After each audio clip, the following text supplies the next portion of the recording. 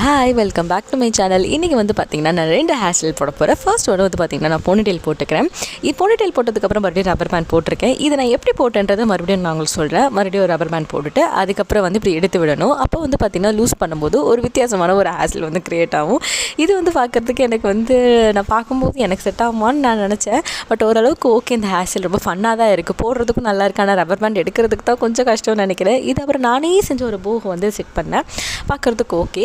அப்புறம் இதுலேயே வந்து 2வது ஹேர் ஸ்டைல் நம்ம அப்படியே செட் பண்ணலாம். ரொம்ப நல்லா தான் இருந்துச்சு பார்க்குறதுக்கு. இது சென்டரில் பார்ட் பிரிச்சுட்டு அதில் இப்போ அதை வந்து இப்படி எடுத்து விட்டுறணும். எடுத்து விடும்போது பார்த்திங்கன்னா உங்களுக்கு வந்து ஒரு மாதிரி லீஃப் மாதிரி இருக்குது. எனக்கு பார்க்குறதுக்கு அது லீஃப் மாதிரி தான் தெரியுது. அதுக்கப்புறம் அதை வந்து அங்கங்கே கொஞ்சம் வந்து நல்லா இன்னும் வந்து தெரியறதுக்காக எடுத்து விடணும்.